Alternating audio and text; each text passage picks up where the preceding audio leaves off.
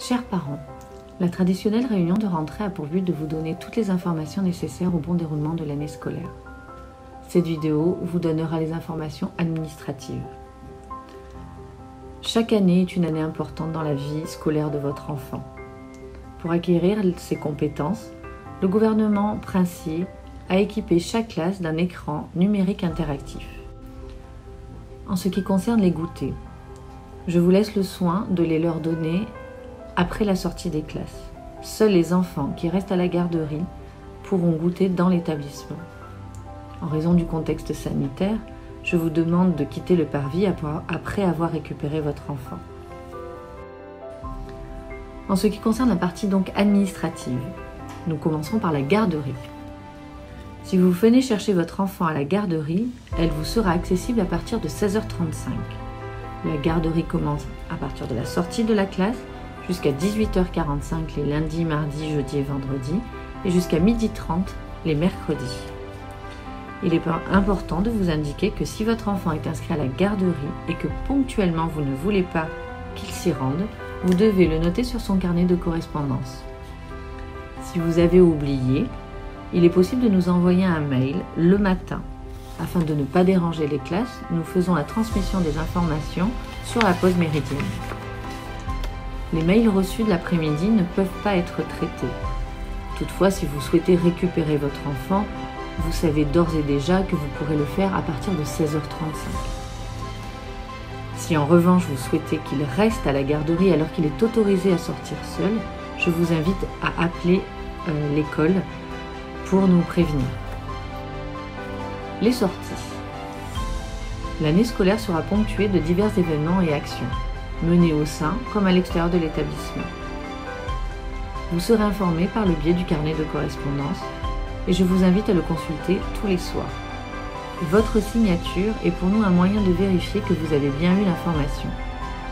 En ce qui concerne les sorties scolaires, les parents accompagnateurs doivent fournir à l'école une attestation de responsabilité civile au nom de l'adulte qui accompagne. La cantine. Si votre enfant est inscrit à la cantine et que vous souhaitez qu'il ne déjeune pas à l'école, il nous le faut savoir avant 9h. Nous avons la chance d'avoir un chef sur place et nous devons l'informer des effectifs avant cet horaire. En ce qui concerne les absences sur le temps scolaire ne sont pas autorisées. Si elle est prévue, elle doit faire l'objet d'une demande spécifique adressée à Madame le directeur 10 jours avant. Le formulaire est disponible au secrétariat. Lorsque l'absence est imprévue, vous devez excuser votre enfant en remplissant le petit coupon rose qui se trouve dans le carnet de correspondance. Un enfant absent plus de 2 jours doit fournir un certificat médical. Malheureusement, sans certificat médical ni mot d'absence de votre part, il ne pourra accéder à sa classe.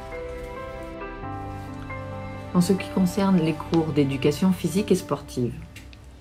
Pour assister aux cours d'éducation physique et sportive, l'élève doit avoir la tenue standardisée imposée par l'Éducation nationale et des chaussures de sport dans son sac.